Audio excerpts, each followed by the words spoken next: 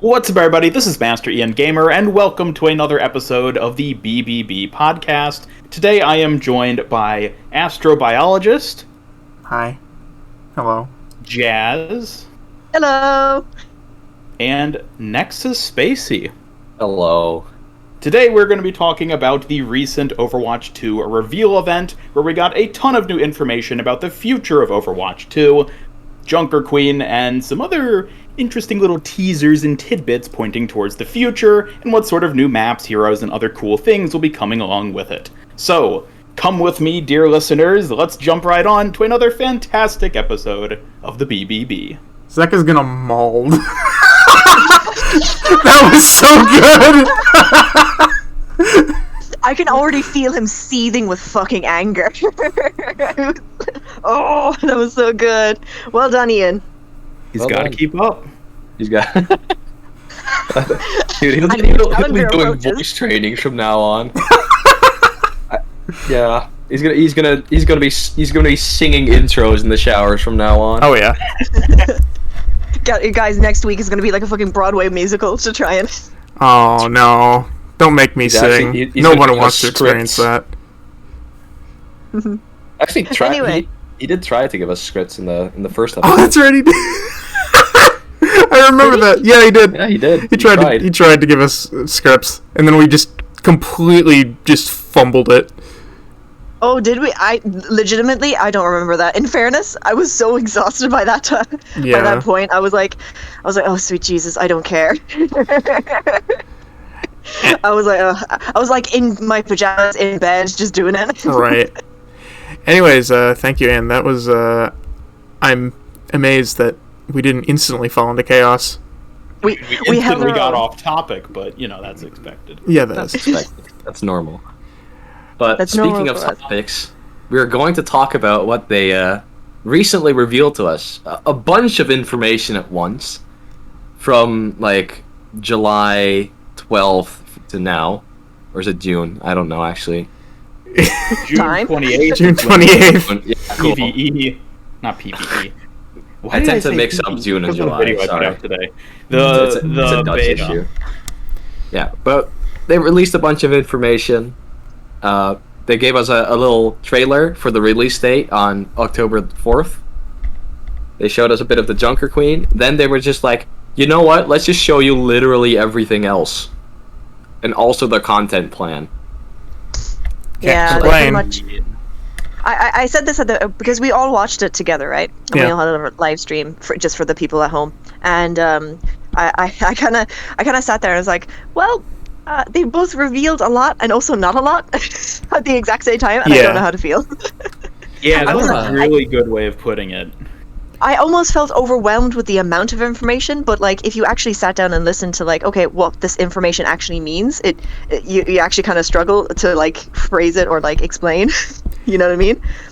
Yeah, So for example, the new skins, for example, or mythic skins, right? They mentioned mythic skins, but they never explained it. Right. So I'm like, what does this mean? I know this is the thing that's coming, but I don't know what it is. Bring up a topic, barely explain it, but then we'll be very transparent on what they want to do with said thing. Right. They gave us a lot of information on why, but not on how. Yeah, I feel like, maybe this is just me, I feel like basically what happened is that we did get a lot of information, but a good portion, a good percentage of that stream was them saying things, but not really saying anything. If you get what I mean. They spoke words, but they didn't say anything. Yeah. They spoke a bunch of words that if you managed to make a summary, you'd end up with only 7 talking points. Yeah. Yeah, much. I mean, as I was doing my video, and as we were watching it, I was prepping it, taking notes and things on key things they mentioned, and then I went back and rewatched it afterwards, and the list of notes I had relative to the 40-minute plus duration of the actual presentation was there weren't that many key points actually discussed during this. Compared to BlizzCon Line was so much more detail dense. even though it didn't feel as grandiose as the reveal event felt. Right. This one's It's like really reveal good. event, I it's like, agree. whoa, new heroes, the roadmap, it's like, wow. But then you look at like the tangible things they actually gave us information about, and it's like, there really wasn't that much. So Yeah. I after our stream, I really quickly hopped over to Euclid Visions, right? Yeah. Who was also doing a stream at the same time, just to support the pals, you know what I mean? And I bopped in, and he basically was saying a really good point that, like, it felt like just repeating a lot of the same stuff, even though this was meant to be a reveal day. You know, this was meant to be a big, huge reveal event, and they hyped it up as to say, like, brand new information that we don't know before, and, like, most of it was actually stuff we knew. Right. So it kind of it was never bad, it was just anticlimactic, you know? I think them releasing the trailer right before this reveal event kind of dumbed down a lot of the information.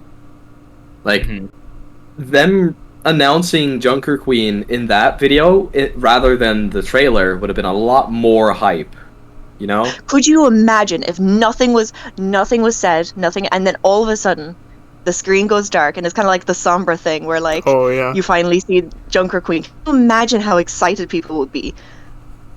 But in fairness, that is something like a more of a Microsoft, you know, They kind of thing. Not Microsoft. What am I talking about? Xbox. Sorry, that's more of an Xbox thing. You know, I reckon they didn't exactly plan that, but oh well. I mean, I Happens. thought the little trailer they showed during the Xbox showcase was phenomenal. Like, that was, like, I think the epitome of, like, what the reveal event should have been. Epic music, throwing out teasers for multiple new heroes with the Fox Girl and Junker Queen, highlighting all these new elements, like all these new skins and all this other stuff, and like, wow, and just having that appear and just hit you felt awesome. And then they delved into the details about it, and it's like, okay, there's just not much more to unpack, unfortunately. Like, sure, we learned more about the Junker Queen, sure, we got the roadmap, but, like, I think they nailed it with that just 2-minute long, like, teaser thing they showed during the Xbox showcase. Such that, like, I feel like that set expectations so high for the reveal event itself, only for the reveal event to then just sort of be like, okay, yeah, you know, like, more underwhelming, I guess, than to follow it up. The reveal event Overwatch, kind of just said everything that the trailer did. Had the They're trailer too good not at come making out, trailers. you know, That's like, it. They're too good They're at both it. they're the same trailer. They're too good at it. Yeah. But yeah, I definitely did not hate the event. I had a lot of fun watching it, and I oohed, I awed, I had fun. It was just more. It was a lot of flash and not a whole lot of substance. Again, not to harp on this, I know mythic skins are coming. I know they're in the, like, battle pass, but I don't know what they are. And I feel like that would have been the perfect time to explain, or say, for example, the interview portions with Zoe and the other creators, and maybe that would have been a really good time to, like, tease the other heroes. So, like, for example, say a little tiny bit more about, like, Fox Girl, and maybe substantially say something about, like, who we now know is Mauga, probably going to be the next tank, you know what I mean? Yeah. That we found out in a later interview. It just doesn't make sense in my brain. Like, wouldn't you want to say it there? Again, it's Overwatch with, like, very confusing ways of delivering information, and in a very weird way. Yeah, quite honestly, I think this later interview almost had more info than the actual reveal. Yeah, it did. I was very surprised when you, like, showed me the screenshots and everything, and I was like, The oh. GameSpot interview. I was wondering. No, not the GameSpot interview. Oh, which one was it? It was the interview with what? How the heck do you pronounce this? Potzeka. Potzeka? I don't know if that's the the proper French guy. pronunciation. Yeah. Yeah, I don't know the proper pronunciation. I'll admit, which is I've funny. not 'cause looked I've actually into him talked to before, much but- yet. We're not cultured. Yeah, no, I'm We not just for sure. simply lack the language. Yeah, But yeah, so that's so- an interesting situation. How much have you guys actually looked into his video and everything? I just read what, was summarized, but I didn't watch it. If I was going to watch it, I would watch it with Zek. Because because it was actually, in French. Yeah. The video has been taken down, I think is an important thing to specify. A lot of people I don't think really looked at the video, and thus they don't realize that the video no longer exists. Uh-oh. The video no longer exists! I feel like that sort of paints a... I feel like that helps paint a picture of maybe what happened there. It's like, oh, oops, we weren't supposed to say that. Yeah, that's the impression I'm getting. I don't know what to make of it at this point. If you're gonna be a big corporation about it and just like do that, please just like have balls, say it with confidence, and then be like, "Yeah, we said it. Go. What are you gonna do about it?" Right. Either that or the information they said was just straight up wrong and misleading. That's also possible. I mean, the way I see it, right? Whether or not it's correct or not correct, you know what I mean? It doesn't really matter. Why on earth are they treating like Overwatch as like trade government secrets? Like, lads, it's a game. Just tell us what's going to be in it. Right. Like, I swear to you, people will be excited if you tell them a little bit more information instead of like being so secretive, you know what I mean? Especially because, again, this is a reveal event. You're meant to reveal things. Explain to us. And I think Yeah, but I understand them wanting to sort of pace the content. Like, we got a massive Junker Queen reveal. Like, True. That's awesome. Like, the animated short, the origin story, everything about the Junker Queen was so cool. And we got a roadmap. I feel like holding back on info right now for like the Fox Girl and whoever else is coming later, I think that's probably fair. That makes sense. I guess if we want to start getting into criticisms, though, I think the real disappointment is the number of new heroes they've announced to be coming on October 4th. Oh, yeah. Yeah. Which is It's like, just the 3 that have been kind of show. yeah, I mean, it's one of those things where it's like, that was, in my mind at least, I always was worried this is what the reality was going to end up being. But I always had that hope, oh, maybe they do have more stuff there. Maybe there's more beyond what they've sort of indicated. Maybe there's something greater. Maybe there's a grand justification for the hell that the devs have had to go through and the wait we've had to go through. And then they show the roadmap, 3 new heroes, 6 new maps, nothing else significant beyond that other than just the same sort of monetization techniques every other major live service game has been using for years at this point. And it's just like, it's disheartening. Because it's like, it wasn't worth it. The wait wasn't worth it. The hell for the devs wasn't worth it. Because we're just getting what we would have gotten if it had come out like a year after BlizzCon 2019, basically. Yeah. They could have realistically been like, okay, guys, we're gonna enter a new era of Overwatch, and then just release 5v5 when it was ready. Yeah, like, yeah. And I need to be careful when, like, criticizing this, because I'm not even criticizing it, because, like, it's the reality of the situation. We all know what it's been like for the dev team. We know what they've had to deal with. Like, Yes. no one here Activision won. management. So I'm not, like, saying the devs are like, you lazy devs, you're not doing any work. Like, I'm not saying that. I understand why there are only 3 new heroes. It's just incredibly disheartening to have this sort of, like, reality collapse down to just this one state. It's like the Schrodinger's cat previously. Like, okay, maybe there's 3 new heroes, maybe there's 8 new heroes, but now it has collapsed into the actual state, and it's like, this is what we're getting, and it's unfortunately a suboptimal scenario, maybe I should say. We've opened Schrodinger's box and realized the cat is in fact dead. Yeah. Yeah. Yeah. And the one I will say we will be getting more heroes more frequently. You know what I mean? Yes. Like, even though this is a kind of anticlimactic, like, first day, you know, I'm not going to sugarcoat it. As someone who has always said, listen, if they get us like 5 or 6 heroes, if it's under that, it would be very disappointing. If it's over that, that's fantastic. And unfortunately, it's under that.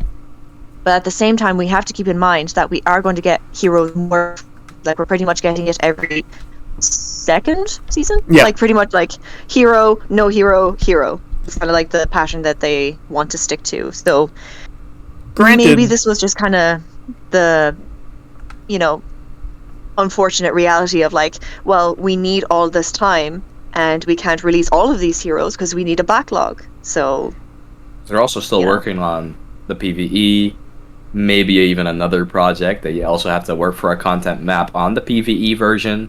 Because that one's going to be in a live game too. yeah, What I've heard. exactly. and I mean, granted, you know, the rate at which they're going to be releasing characters is pretty much the same that it was before Overwatch 2 got announced.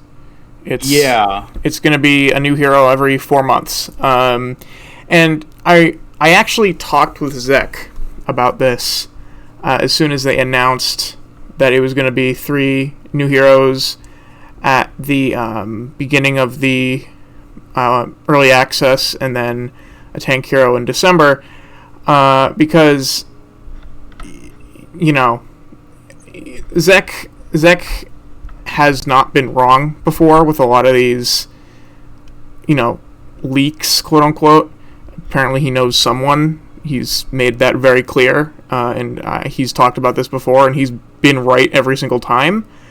And he said he was confused because this person had never been wrong before, and, you know, they said, you know, 8 heroes. And what I kind of said to Zek is, what if the person meant that, like, when PvE drops and, like, therefore the game is actually out, that there'll be 8 new heroes by then? And he said that's possible. But he also said that he hadn't talked with this person in a couple months, and so it's possible that plans changed. But to a certain degree, I feel like it would kind of be hard to change plans that drastically over like 2 months. I mean, so remember in BlizzCon, and remember there was the rumor of 5v5, and then when we actually looked at the footage, it was like, no, there's still 2 tanks on each team, right? And about like, I want to say like 2-3 months later, I think it was like, I want to say 2 or 3 months later, Yep. It was sometime in the spring, early spring, then we suddenly got news of 5v5. Yeah. And then we started seeing a lot of delays in terms of news. Even though, yet again, they look in the camera saying, we're going to be more open about news, and then they disappeared for a year. Right. So merely, I am just quoting, I'm merely saying that, like, it might not be in the realm of possibility, you know what I mean? Like, clearly they were undecided by the time BlizzCon Online happened, and then they clearly decided it along with those 2 or 3 months, you know, before they officially announced it, you know? Right. I mean, Right, my right, right, impression from that was that by BlizzCon Line, they had already decided to go 5v5. They just weren't ready to tell us yet. Oh, that's... I mean, maybe, but I have it does then say that, like, okay, well, they decided just before BlizzCon or somewhere around there, and then, you know, they still hadn't, you know, everything ready, and that still means it was pretty done in a short time. That pretty much only adds like maybe a month or 2 into the equation, you know? It's the reason why I said the beta is a bit lackluster, because we saw a lot of it in BlizzCon, and it just kind of doesn't look the same. It kind of it does look the same. Yeah. So it kind of gives me the impression that, like, maybe it was kind of cutting it close, and they just decided, all right, let's just go in this direction, which is fine. I will say it happens, but, you know, gaming industry bad. Right. There's also some very strange information that I managed to connect. So, you probably all remember the Yule log stream from With Jeff, on. yeah. Yeah, We all do. where he basically said, like, oh yeah, Junker Queen is definitely something we're looking at. And then at another point in time, he was like, he was asked by a content creator, I don't specifically know which one, probably Stylosa. He was like, oh, so what are your long-term plans for it? It's like, oh yeah, no, she's definitely a long-term plan. You're gonna see her eventually. In the reveal trailer for Junker Queen, or at least when they elaborate on it, they were like, yeah, this hero was made from the ground up, always with 5v5 in mind. And it's like, could it be possible that Jeff could have known even back then that the game was going 5v5? Had it been set in stone that long ago? I don't know. See, you brought up something very interesting that I've picked up on as well, which is, their statement that Junker Queen was developed in a purely 5v5 environment. She never existed in 6v6. But I find that incredibly difficult to believe, just because, like, this is another aspect which I was going to bring up as well. If we look at the heroes that have basically been confirmed for Overwatch 2 at this point, which are Sojourn, Junker Queen, and Kanazaka Foxgirl, like, we knew all three of those were coming basically as far back as BlizzCon 2019. Because there was that one like Game Informer article which basically confirmed preemptively that the Foxgirl was going to be a hero. That was all the way back at BlizzCon 2019. So like, these first three heroes seemingly have existed for like 2 or 3 years already. And it's they like, very clearly existed even before that BlizzCon even. yes, and like Oh. Junker Queen as a concept, of course, existed. We don't know when they developed her kit. I assume the Junker Queen's kit is something they've been sort of like, on and off working on for years. That's just what I would assume is the case. But Right. considering when they switched to 5v5, sometime between BlizzCon 2019 and BlizzCon Line, presumably, so like a little over a year time frame there, like, them saying the Queen was purely built in the 5v5 format just feels like impossible, almost. Right. Unless she underwent some like weird rework where it's like internally they had a 6v6 kit and then completely rebuilt her from the ground up in 5v5, and that's how they justify, she was built in 5v5. And I also find it strange that whenever they talk about the Junker Queen, like since she was officially announced like last weekend, like they've focused on that she was built in 5v5 as like a notable talking point, which is weird to me. Like, why are you focusing on that? Like, do people care? Like, is that supposed to be selling this idea that she's a good hero because she was developed in 5v5? I just find it so bizarre that they're fixating on that and like trying to use that to like sell the hero in a way. The hero was designed for the game, Smile. Guys, look, the hero was actually designed for this one. That's such a bizarre point for them to fixate on.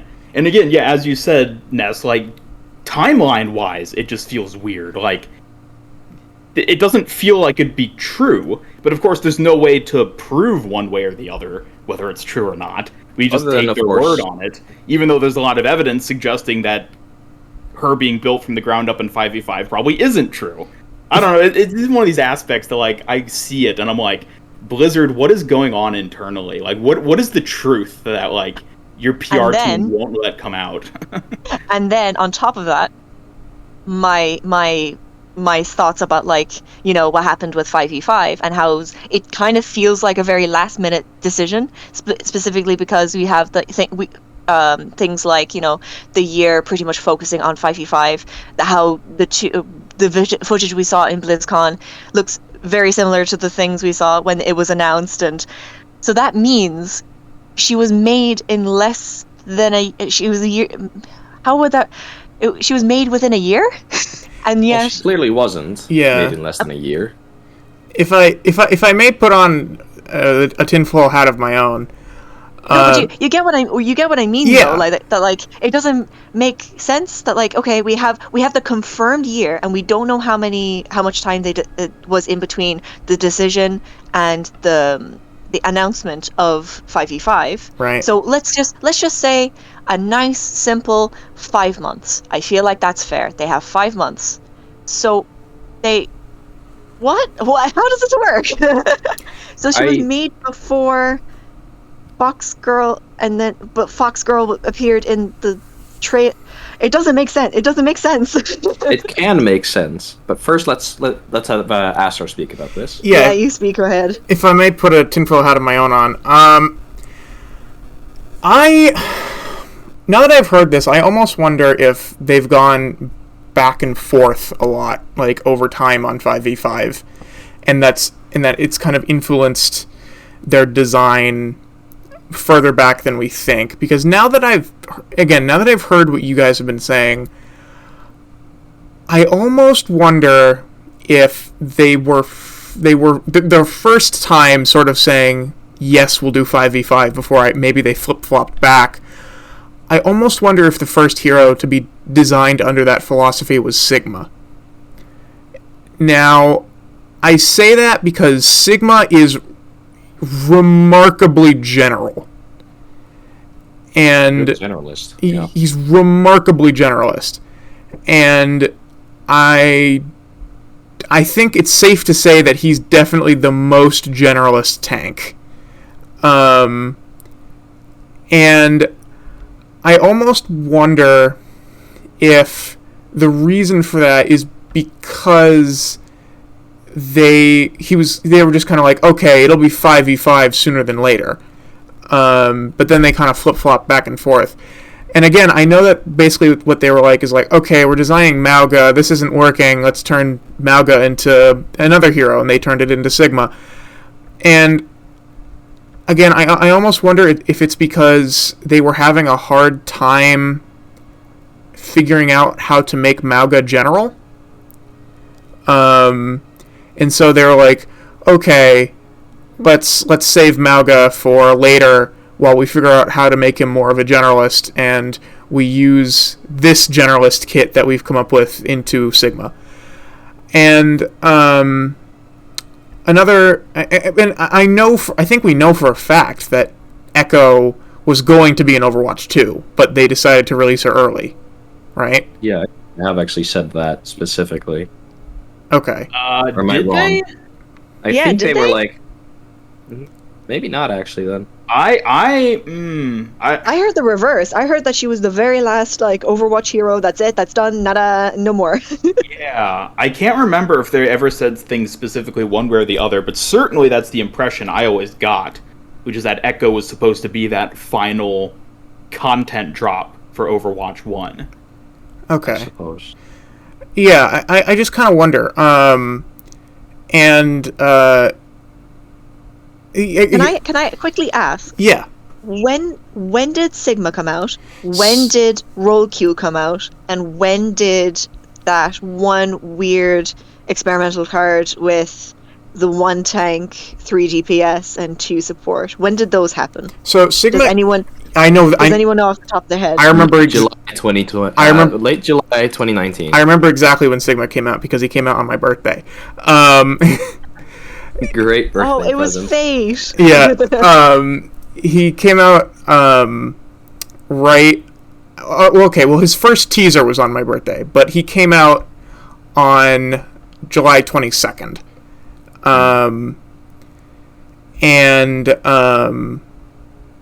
Yes, and Roll Q was put in, I think, like maybe 2 weeks before Sigma was revealed or something like that.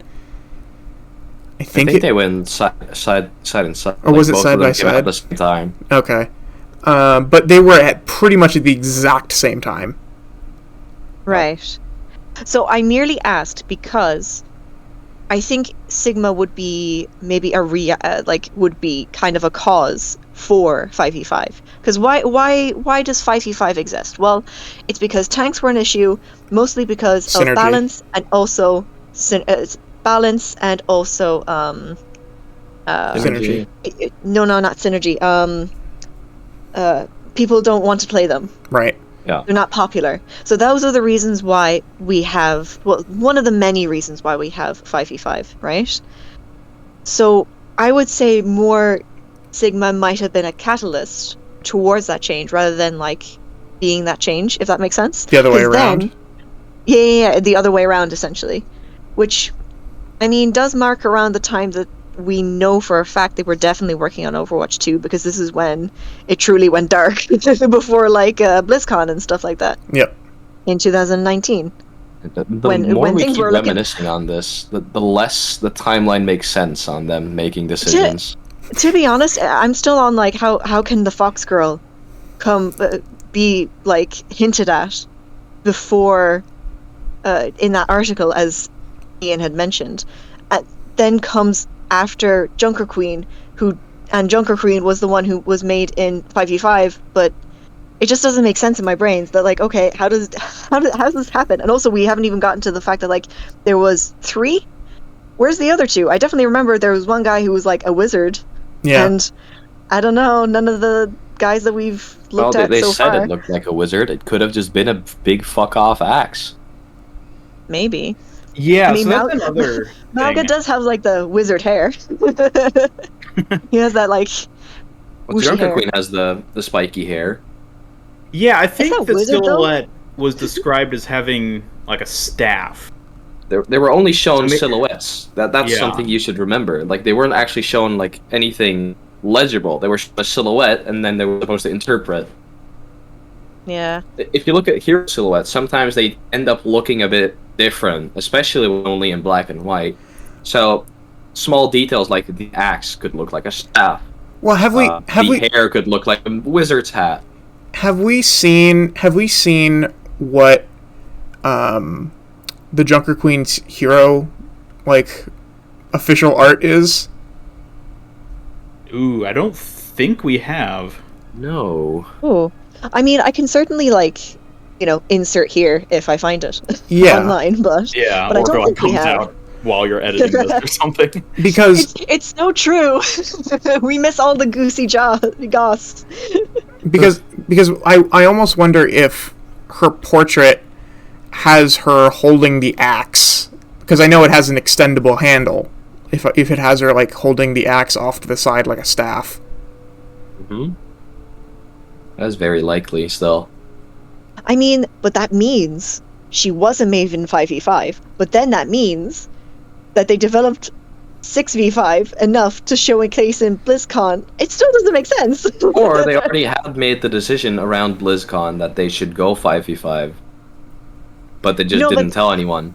No, but that's what I said, that like the generous like 5 months maybe before the announcement, because we do know like maps like they made the same decision to cut off like 2CP around the same time, and they said that themselves. You know what I mean? So unless like their phrasing So- was weird, or they're just outright like, I don't know, not lying, but they Guys- themselves have gotten their timelines wrong. And then I mean, I things would have like put it that. past them. I mean, I don't blame him. I think I would be confused by that point.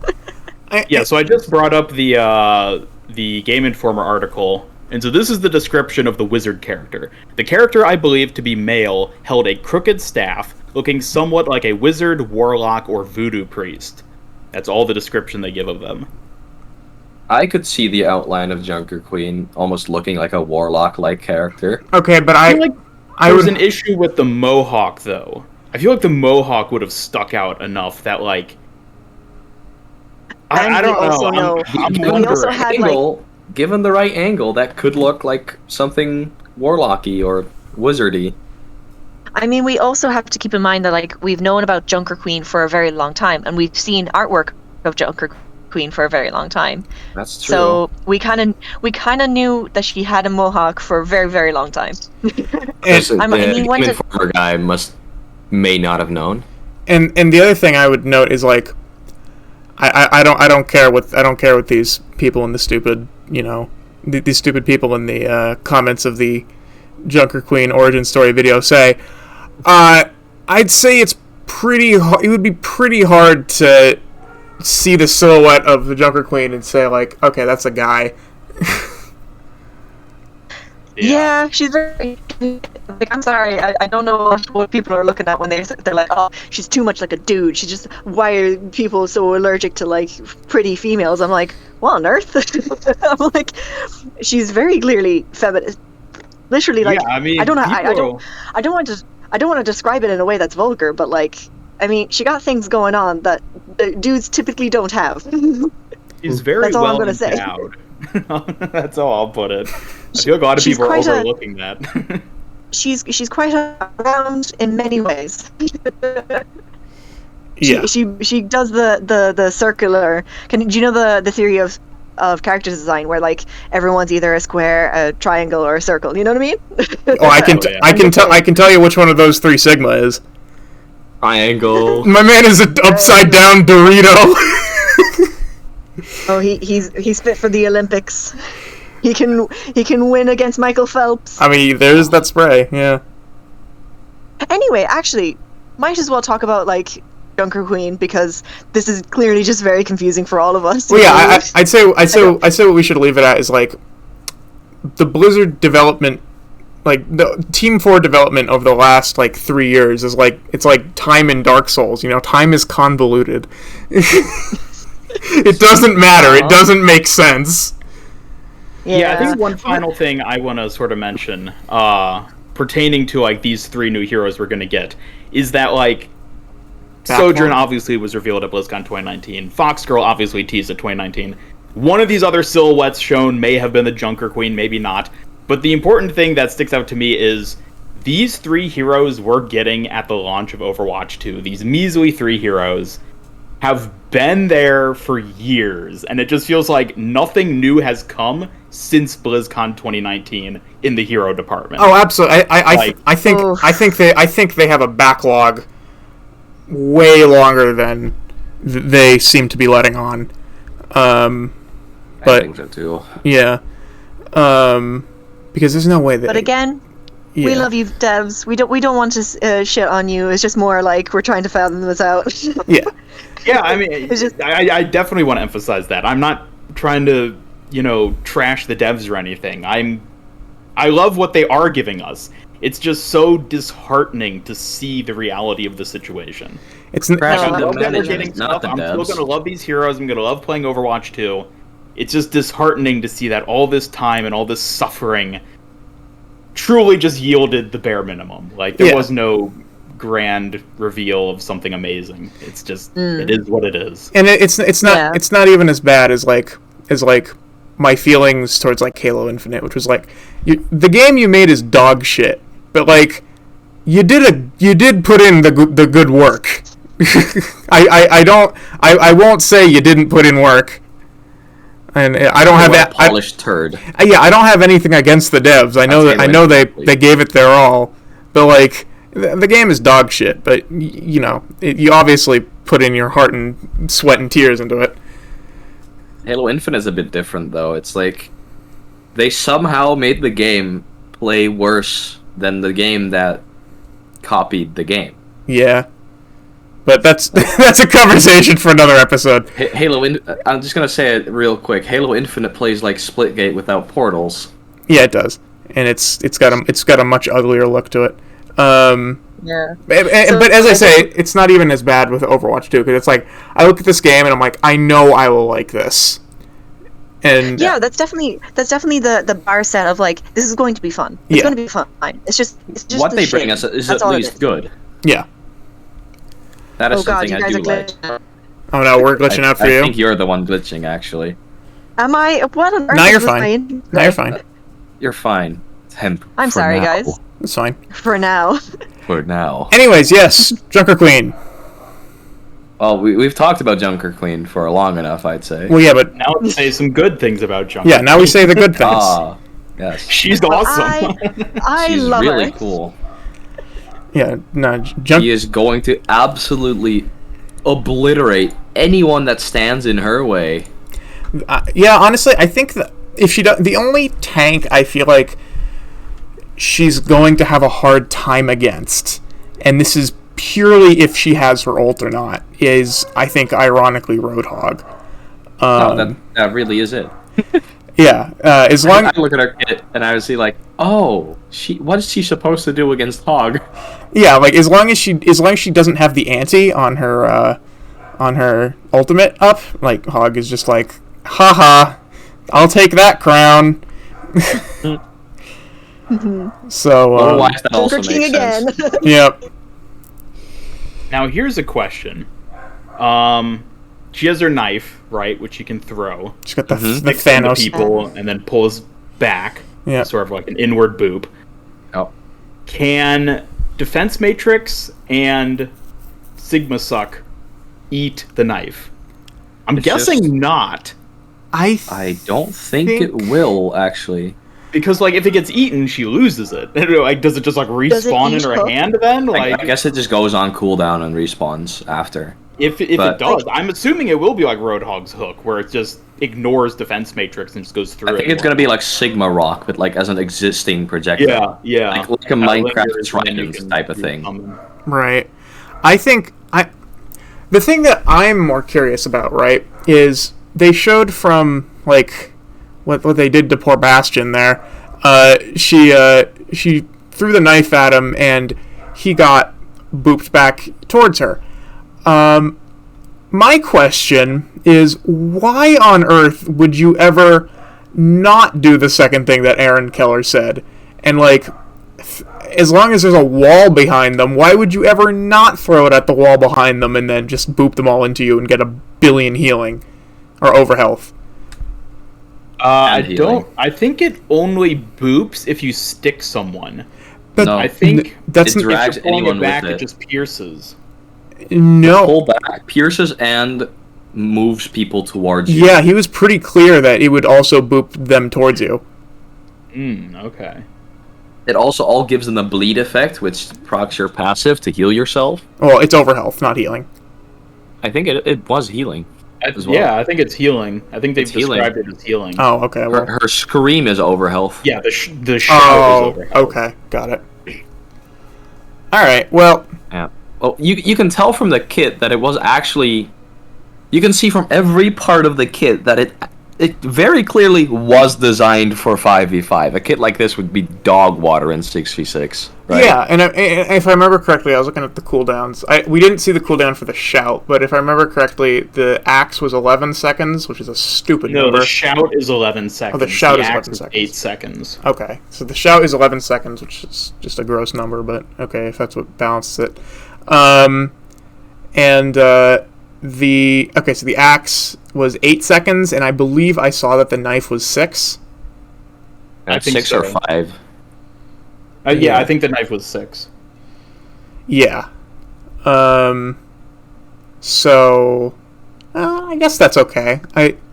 I'm gonna obviously we're gonna have to play it, but that seems reasonable. Yeah, and who knows if those are even going to be the same cooldown numbers once Yeah. she hits the beta. Like, Right. You might tweak it between now and then. Yeah. She might just be really underpowered or really overpowered. Who knows? Well, honestly, I kind of like this idea that that at least what we saw with Sojourn, they're releasing the new characters sort of underpowered. Well, Ian has seen the contrary, actually. Well, yes, I know, but that wasn't the release. That wasn't Public public. release. That wasn't public. No one saw that. That didn't exist. But Oh, I saw it. It existed, alright. I actually kind of like that though. I know I've heard people who say this, say that they feel the opposite, but I think it's good that they release heroes slightly underpowered, because either way a new hero is going to generate hype, right? And I can tell you for sure that when they release these new characters in this ridiculous state and then they just nerf them like time and time again afterwards, it kills the hype for the character.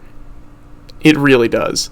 And so I honestly think the only downside to them releasing characters in an underpowered state is that you're not going to see them in Overwatch League at first, but like honestly, with the way that Overwatch League is going, I don't think it's gonna matter that much longer.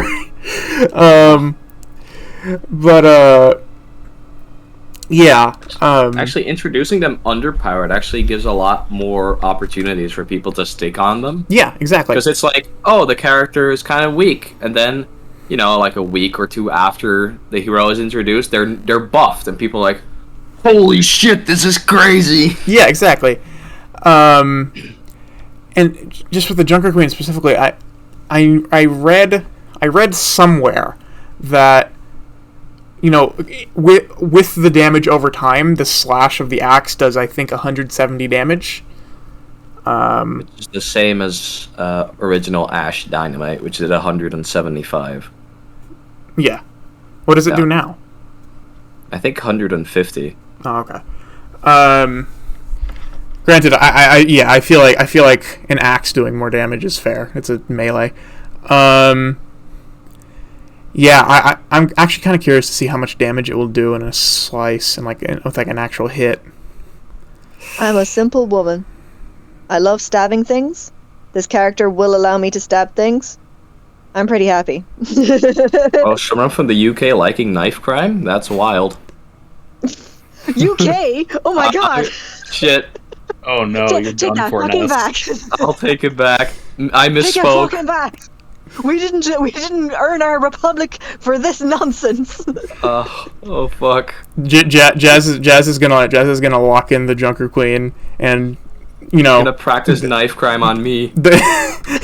Jazz is gonna lock in the Sacrifice. Jazz is gonna lock in the Junker Queen, and just like with me when I play Sigma, I always have the actual like Sigma music in the background, like his melody. Jazz is gonna lock in Junker Queen and just like put on the fucking Lawrence First Vicar music in the background.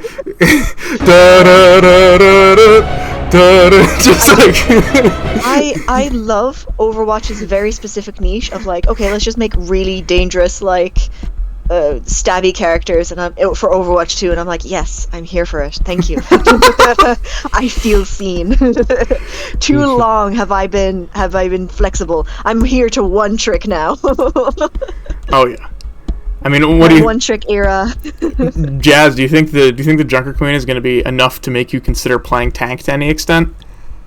I mean, I already played tank with Orisa, so that's true. I also played with Diva, and it was more of a role that I was like, I didn't mind doing. I definitely didn't like love doing. I'd much prefer like doing support or DPS. You know, I was one of those cliches. I know. And I think making it far more aggressive is very appealing to me. I understand that's very subjective. Yeah. And I understand for a lot of people it's very disappointing, but for me, this is great. I love this. So I'm very happy that like, and also she's really boisterous and like has abs. Fun. You know what I mean? She's like a really gruff version of like Jinx in a way, which sounds insane. Jinx from Leagues of Legends, which I know sounds very weird, but if you sit down and think about it, it's actually very like there's a lot of weird similarities. You know, like very punk attitude. I know what you're kinda, like Mad Maggie. I get what you mean. I get what you mean. A very very much more gruff, just a different kind of crazy. Yeah. So like, while the Junker Queen is very much like this rock and roll kind of like, she's almost like a rock star for all the world. Yeah. Does that make sense? While Jinx is kind of like this punk rocker, you know what I mean? Vibe, you know. Well, and she kind of runs on like Looney Tune logic, while also Junker Queen runs on like ultra violence. Yeah, like yeah. Junker Queen is like the Junkers are just Mad Max, which I know Ian loves. But no, if I read, actually multiple people said this, the band, like it's an actual band who did the origin story music. It's an actual Australian band. Go away. And oh, lovely. And apparently the lead singer has big Junker Queen energy. Like, yeah, I respect that. Actually, do you know what? Sidetrack. That's the music in her origin, a bop, like an actual bop. Oh yeah, I love it. Oh, it's so good. It's very so fitting. good. It's kind of cheesy, but in such a perfect way. You know what I mean? Like it's like, oh It yes. very much fits the entire tone it needs to. Well, Ian was actually correct in a certain way. She does have some sort of like Mad Max Bard sort of shit going on. I mean that's her origin story. Yeah, and basically the legend of the Junker Queen. And she just screams, yeah. Oh. Damn, she really was just a developed D&D character. Absolutely. That plays into what I speculated on. Not a support, which, you know, I guess the personality makes sense. Have her being like the boisterous, you know, angry, get in your face type. Okay, that makes sense for a tank. I still like the idea of like a queen or like a king character at some point in the future. This sort of like royalty type who it's like a king or queen doesn't get to get their hands dirty. They're gonna tell other people to do stuff. And so I love the idea of a support that just shouts at their teammates to do things and thus makes them do things better. Well, it's funny. As a support, like you know? literally a bard. Like I want a character like that in Overwatch. Well, it's funny you say that, Ian, because I can think of exactly a character who would play very well as one that doesn't like to get their hands dirty. Oh, Maximilian. Yeah. Oh, no. But Maximilian isn't He's not very commanding. commanding. Yeah, he's too meager. I guess Like- so. He is a bit of a slime ball. You know what I mean? Like He if, does tried have that telling, energy. if Max tried telling Actually Doomfist to yells do at someone to something- do something. Junker Queen threatens someone to do something. Max pays someone to do something. Yeah. Yeah, exactly. And unfortunately, paying someone to do something is not that exciting in a combat scenario. Well, actually, I think it could. No. I think it could be an interesting mechanic if he has like a money meter or something like that, and he can Money make money. He Something like that. wants a fee. Places Man's bounty. playing Monopoly in an Overwatch match. No, like maybe he places bounties on enemies, and I don't know. He needs to put down properties on the payload. Yeah, whatever. I could think through a concept all day. Yeah. But I do love though that I was like, wait, how the heck would they make her a tank? Like she'd need like a mech or something. No, just big lady. Big lady rips Muscular, she things just off has a with her new bare health pool. arms. It's just like they just went the Doomfist route, where it's just like, how is this a tank? And it's just like he's big. No, I like the idea of. Oh wait, no. Actually, they adjusted Zarya's health pool. Okay, that makes a lot more sense now. With this in context, I was like, yeah, how is this one canonically more buff than the strongest woman on Earth? But Zarya has 50 more health than her, so yeah, does actually add up. Because Zarya has 475 now. And Junker Queen has 425. that's still more than Doomfist. That's kind of funny. But we kind of derailed just a little bit. Yeah. We forgot to mention that the game is actually becoming free to play. Now all the Pornhub viewers can actually play Overwatch. Oh God. Congratulations. Congratulations! Now you can watch an ad and then play the game. Yeah, actually, how do you guys feel about like free to play? I know it's been on the table for a very long time, and I know we've had like mixed feelings about it. And I'm curious now that it's here. How do you feel? It has I think ups and it downs. was. Yeah, I think it was inevitable. Yeah. Such that like I see them announce it and I'm like, okay, like I don't feel like positive or negative about it because it's just what I assumed was going to happen anyways. For me, I also felt it was inevitable, but that doesn't mean I like it. I mean, I don't like it, but it was inevitable. Yeah, Ness, as you said, there's positives and negatives. Like more Yeah, player base, easier for people to get into it, so better player numbers, better matchmaking. But then, they're going to have alternative monetization systems, which are likely going to ultimately be more predatory. You're going to have to deal with more smurfs and trolls and obnoxious accounts that are just throwaways. Well, that's also like that's like a slight. Hold on. That can also he be seen as an dying? upside because Blizzard will actually have to put their foot down and make an anti-cheat. That's true. Let's hope. You Yeah, say that's- that, but like, No, they're just gonna hire Fingers Battle and do a crossed. piss poor job. Yeah. Jesus. No, it's my concern is that obviously I grew up playing, Halo and stuff like that, and so like the feeling of unlocking a cosmetic through doing something, like getting an achievement or playing enough to build up a currency or getting to a certain level or something like that was always super important to me. Because it made the stuff feel like it meant something, and so I just don't like the idea that I get stuff basically just by paying for it. I've always hated microtransactions and stuff like that, but I guess it's just the way of the industry now. As Microtransactions, from my experience, are Cope. usually very cringe. just cope, Yeah. I have a good example. Well, I don't think Paladins is the best example for this, but I was hooked on Paladins for a bit. Now, you know Paladins. Paladins has no idea what they're doing. They will create a monetization strategy. They will keep it online for long enough for you to grind for it, and then they will just remove it for no reason and have half the player base mauled at them for them not finishing whatever they created.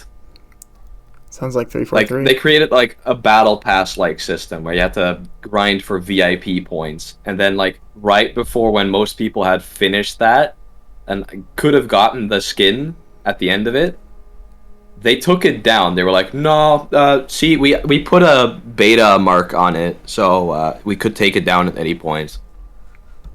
Meanwhile, literal millions were spent.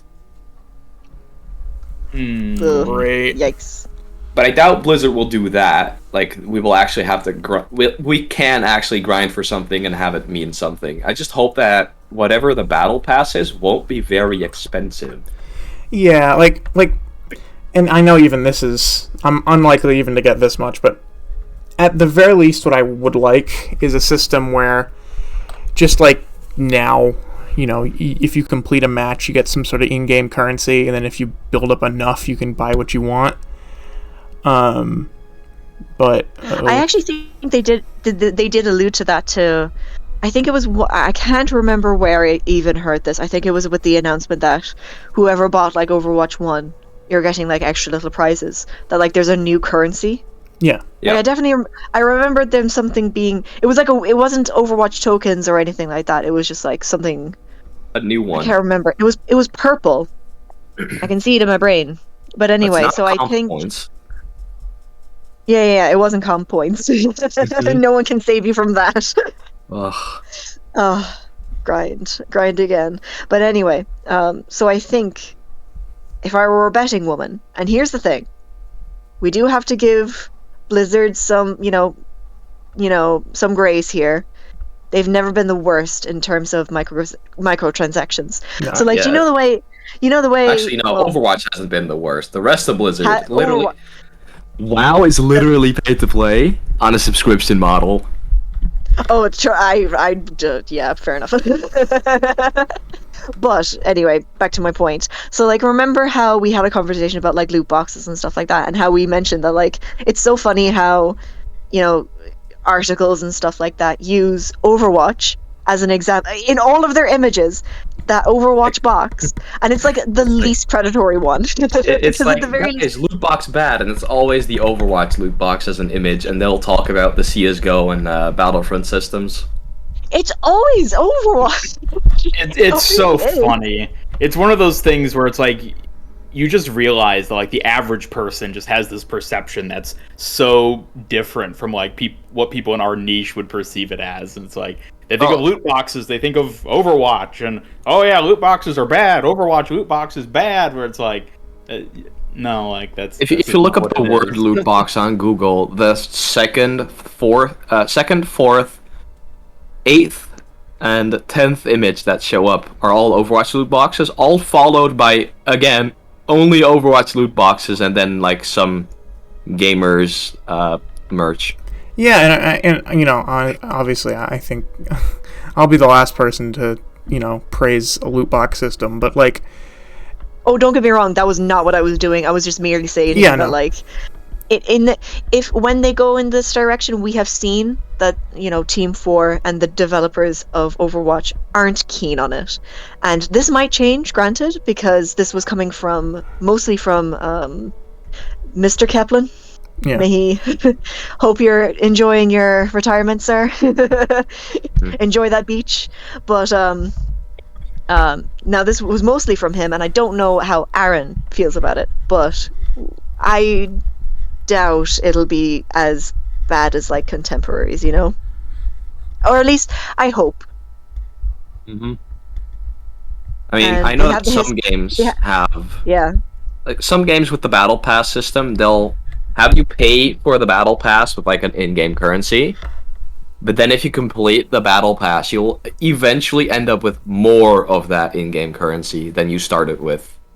Oh, nice. There's some games that do that. I think Fortnite does something like that. I think a lot of the major ones do. I'm pretty sure Dead by Daylight also has that system for their battle pass.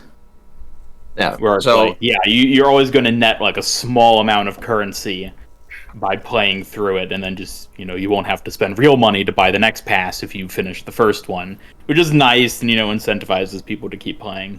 So. And it also guarantees you get what you kind of want instead of like just random shite that you probably will never touch. You know what I mean? it also guarantees that, like, not only will you get what you want, but the small child with no money will have to pay for it once. And then if they play it smart, they will have that battle pass forever. Right? They will forever have that paid for. Like, yeah, if you somehow fuck up and you don't get enough currency again from completing the battle pass, like, you probably have to either grind for that currency again, because you can do that in Fortnite. If you win, you get the coins anyways. But the battle pass also gives you the coins for just completing the paid battle pass.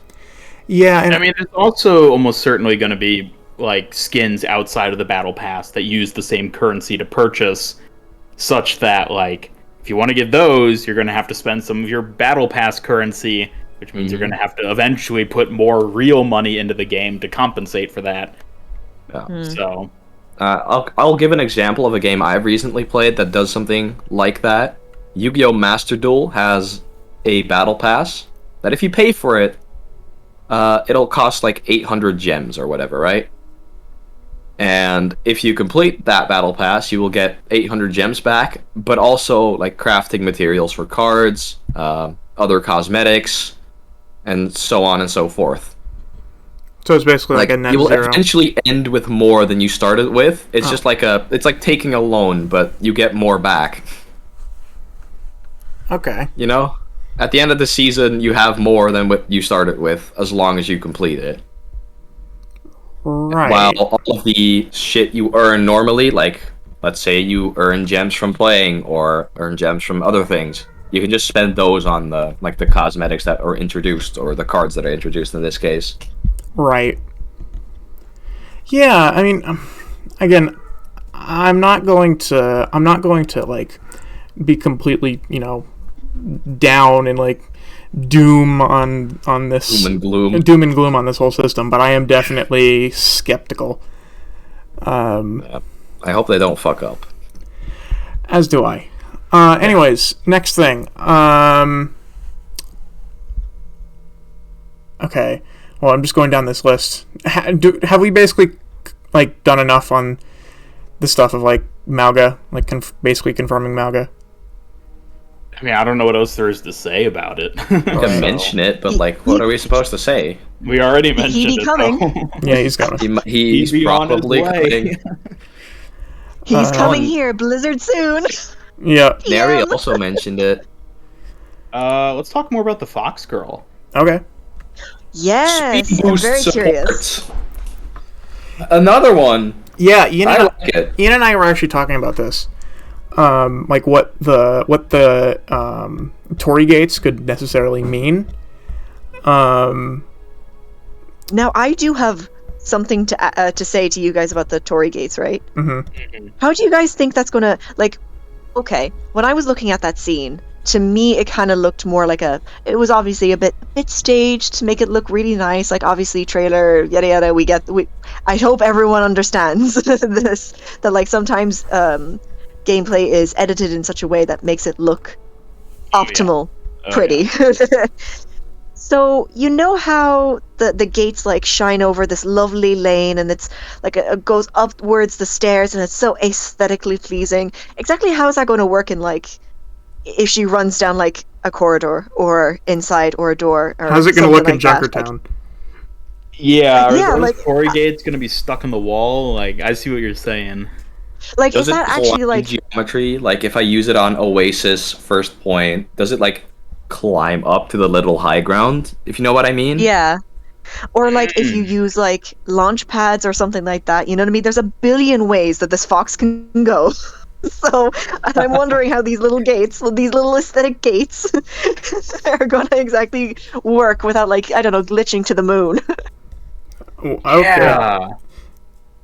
I feel like there's, no matter what, there's going to be some weird like screenshots that come out once the hero releases of like a Torii Gate in a weird position or something.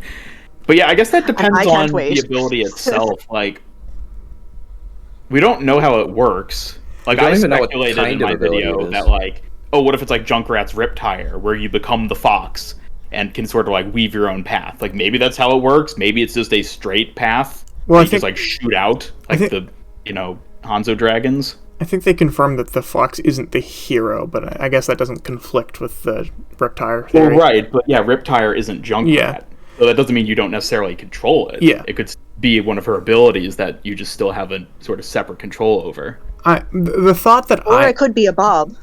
Like, just throwing it out there. It could work like a Bob. I think the thing that this reminds me of the most is someone made like an experiment. Someone, I don't know who, made like an experimental card where Mei had this ability that would speed up the entire team. Like, she'd throw out a projectile and the floor would become icy.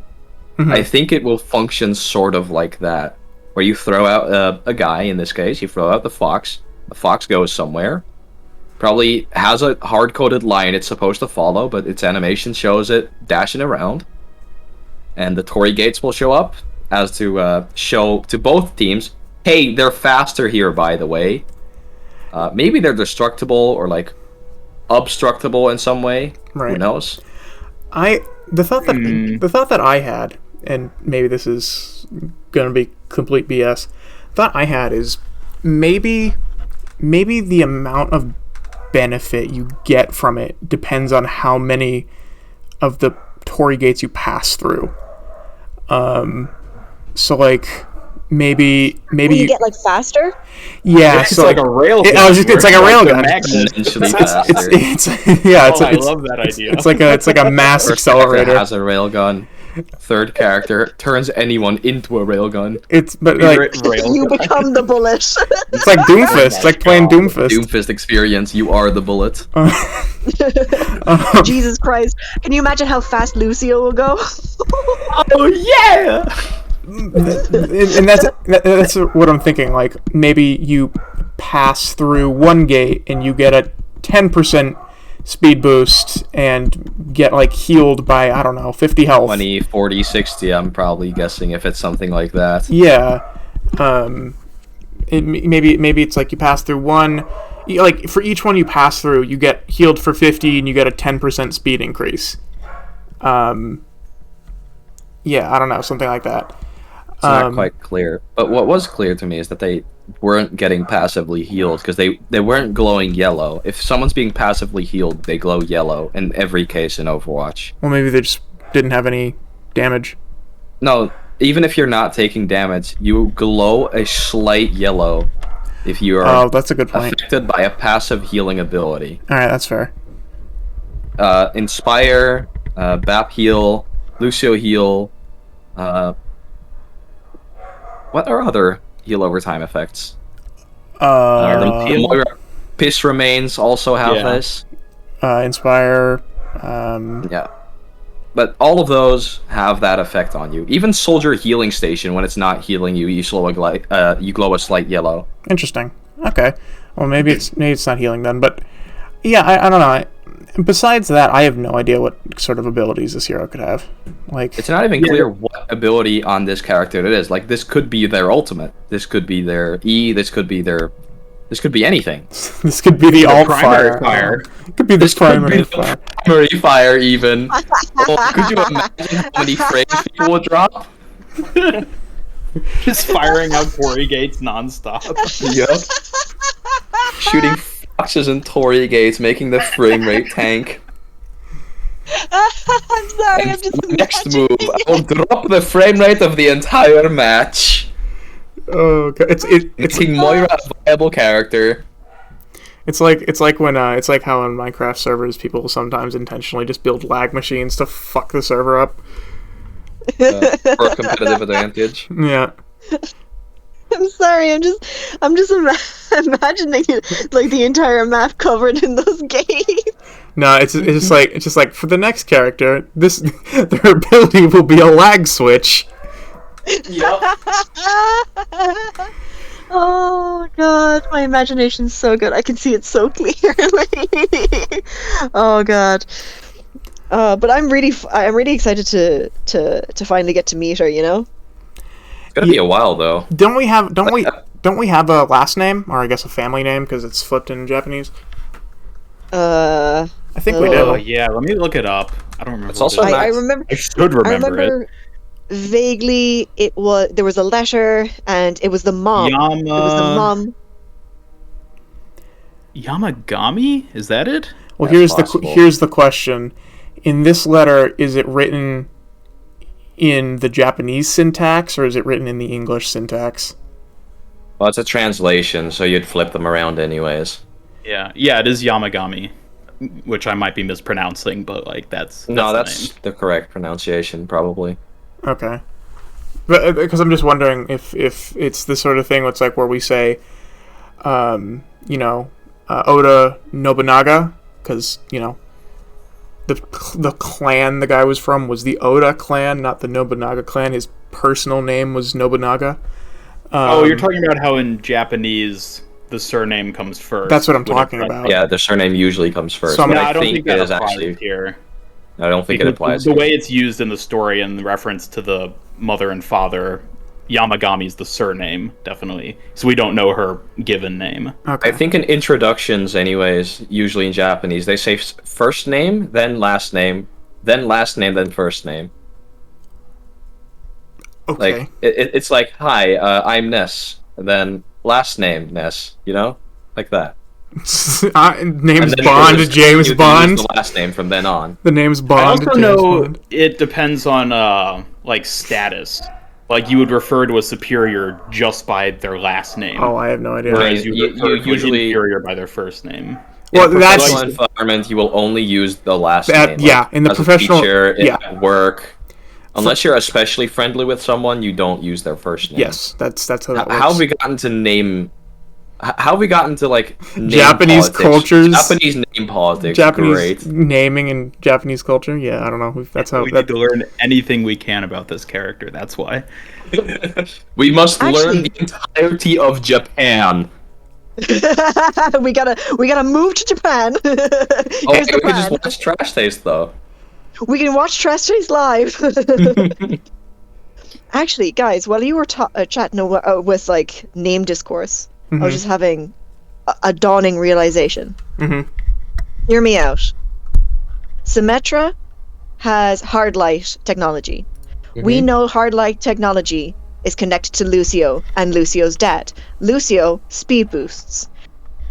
Our mysterious fox girl creates images that are blue that don't seem very real and speed boosts. Do you think there's like a... And she's also connected to the Shimada clan Somehow. through very tenuous way through very tenuous ways, who also the produce same. random dragons out of nowhere that has never been explained anywhere. Do you guys think there might be a little bit of a circle here that like maybe they're all kind of the same tech, just with different names and different uses? It just came to my brain here. Been said So I don't Right. know. the Shimadas don't really use the tech part. Like, it is not hard light, and that's been shown because it phases through things that in the way it does. It's like, yeah, it's a difficult scenario, and I don't think they will explain it. But I, mean, feel they like probably, definitely don't get me wrong. They probably will there are never explain definitely the dragons. parallels The dragons between- are cool. there's That's- definitely that's the parallels to be explanation. drawn between the dragon spirits and the fox spirits and the hard light. Hard light beams Yeah, you can versus definitely- hard light sound. I was literally about to say like, like when I was describing the gates, I was like, oh, it kind of looks like hard light. And then when we started going on the junction about like the speed and stuff like that, and it just suddenly, like when you guys were talking about Japan, it just suddenly like clicked together in my brain. I was like, wait a second, have I just solved something? Wait a second, I'm like that weird meme about like the conspiracy board. You know that guy? Oh yeah, Oh, the of cork course. board. That's just Yeah, most that's funny. Overwatch content creators at this point. Get that right, Ian. Ian, where's the cork board with the strings? Well, no, since you it- mentioned it, I've been thinking, maybe Vishkar is connected to this Fox Girl character, like Hard Light, you know? Maybe there's an unseen string that we have yet to tack onto the board. Sanjay Why- created the Shimadas. Where's Sanjay? Could he be living in Hanamura right now? He's living in Hanamura's walls. He made it a payload map and gave them their dragon powers. Oh my god. Oh yeah, Hanamura payload map. Yeah, that- how do you guys think? Is that a mistake, or do you think that's legit, or what do you guys think? I think that's mistake slash hardcore work in progress placeholder, because Busan was also a hybrid map, and I think Push was like a control, or not Push. Toronto was like a control map instead of Push. It was two arrows pointing towards each other. Okay, that, so was that just that is the push Okay. icon. So that, but Busan and Hanamura were both wrong. Yeah, Hanamura makes Also, more defeat sense was than spelled Busan wrong. here. So Yeah, I don't see any reason why they would need to rework Busan. Yeah. I think it was just actually- a weird placeholder type thing. I mean, I know there are some people who don't like it, but I mean, besides, I think the fucking train station one, I think it's perfectly fine. Okay, that's something I definitely want to talk about. Has anybody else noticed that since Blizzard has announced Overwatch 2, there have been no new control maps? Yeah, I guess so. I mean, I feel like they kind of noticed that Control is just a very strange game mode. Like, the 6 new maps we're getting, 3 of them are push. Rio is hybrid. Hybrid. Midtown is hybrid. Monte Carlo is Payload. escort. Yeah, Yeah. payload. No new control maps. Monte Carlo. That new Nepal map Oh. that they teased but haven't really talked about, that definitely doesn't look like it's going to be a control map. Shambali Temple Are they looks just like... done making control maps? Like, Actually, no, why- Ian. Shambali Temple does look more like a control map, actually. We already have Nepal as a control map. Now we have Nepal too. You like Nepal Like, so why much. would they make another Nepal control map?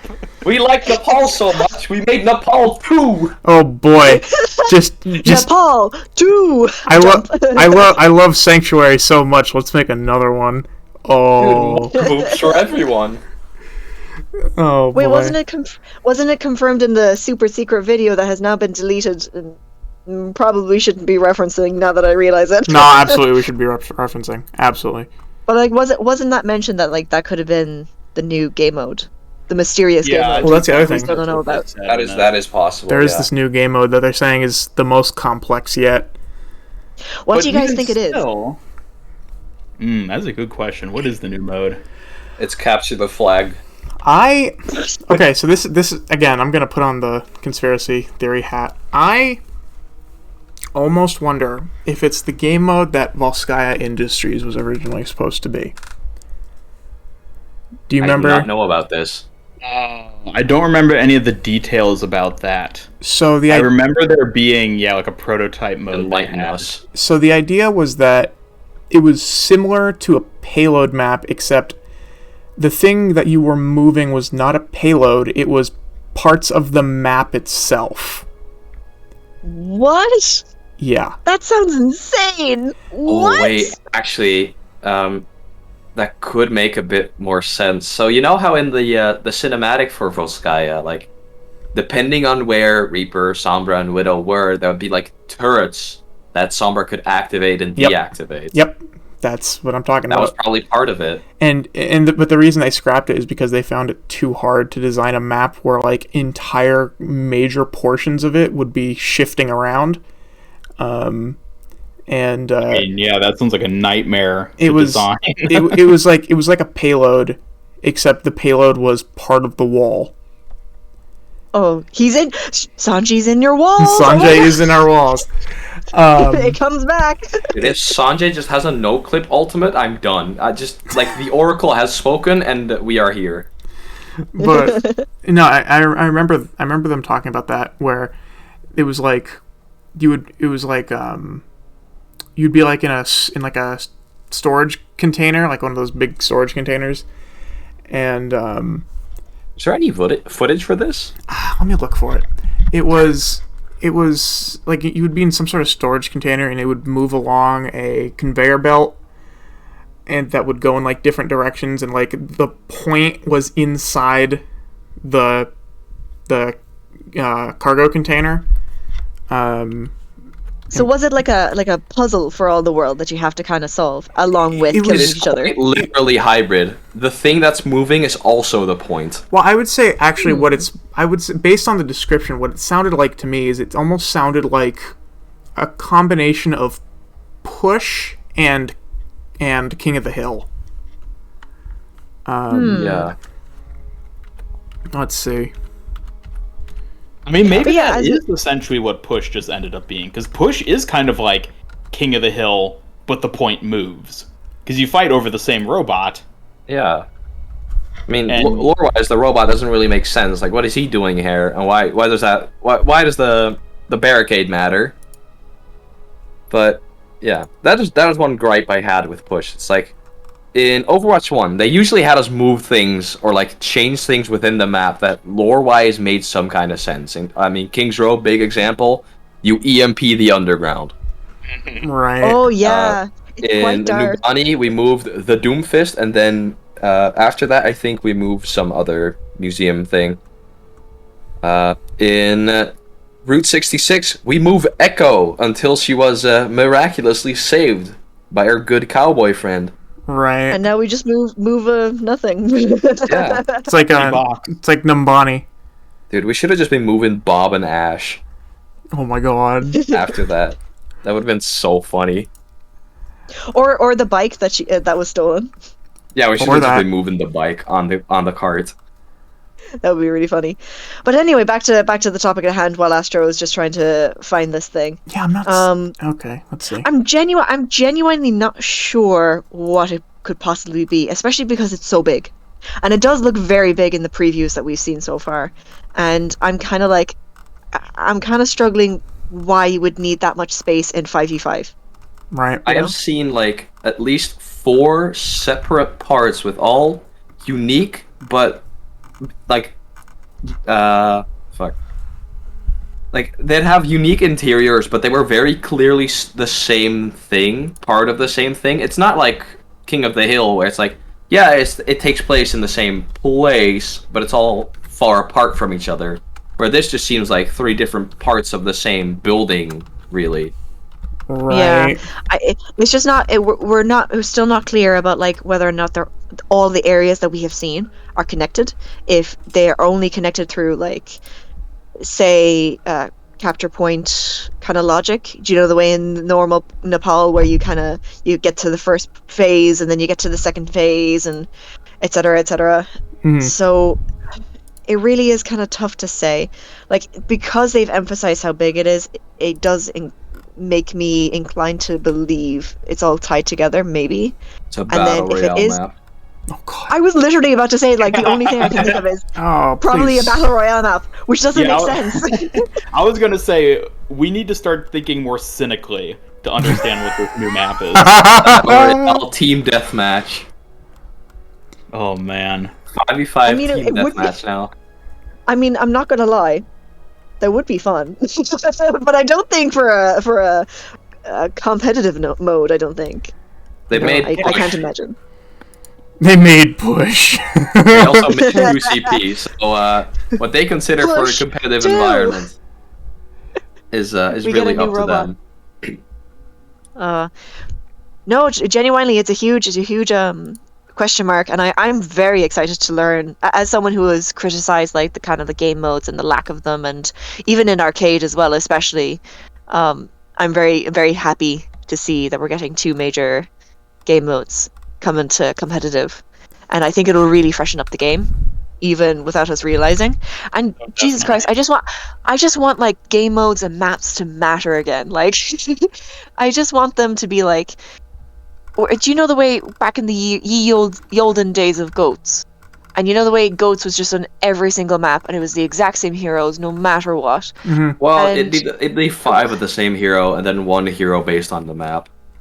Yeah, and I want maps to matter again. I want game modes to matter again, where you have to think, okay, what heroes do I play that can really help out on this map, or kind of maybe like, do you get what I mean? Yeah. Right. Like I just want people to like think about strategies again. Well, rather than I mean, just the like, second we well, start this- thinking about strategies, Blizzard's gonna ban them when we start teleporting over roofs again. True. Ugh. But you see what I mean? That like I want people to think rather than just like, well, my rock beat scissors, rock does not beat paper, therefore, I will do it for this, but not for this. And I want something a little deeper than that, Oh, I can People get. in rock paper scissors. I Give can- us fucking chainsaw, shotgun, laser beam. But here's the thing, though, Jazz. I can guarantee you that my rock beats everything. It is quite the big ass rock. So, gentlemen, I think that we reached the end. Yeah, I mean, I got one more thing to say about maps. Real Okay. Quick. Oh, and then I, Oh, haven't- you got- I Which is haven't quite a been bit. cynical enough in this episode, given the context. oh, haven't been cynical Okay, enough. So, tell me, how many new maps are we getting on October 4th? I heard 6. How uh, How yeah, many 6.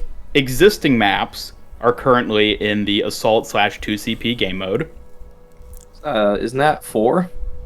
It's 5. Oh. Which game mode is being removed, including all of its maps? Yeah, that one. How many net positive maps are we gaining on October 4th? 1. Mm-hmm. Oh. Yeah. Wait, but I didn't put- how is that possible? Because there's like Toronto and Portugal, Toronto, New Rio. Wait. Yeah, we got 6 maps in total. There might be still like an unrevealed map. I mean, Yeah, they Toronto literally is- told us in the roadmap that there are 6 maps coming October 4th. So unless that's a lie, I think we're getting 6 maps October 4th. We also And have to they're realize removing that 5 maps on October 4th. Oh, you're. realize that Remaining they 8 okay. maps on to- October 4th. they're probably going to rework some of the older maps. I mean, look at Junkertown. Its design literally will not function in Overwatch 2. What I thought Ian was saying is that we were only going to get one new map because they were going to release the other 5 2CP maps as new maps, quote unquote. But okay, I see what you mean. I'm not convinced we're going to get 2CP reworked to some other mode on October 4th.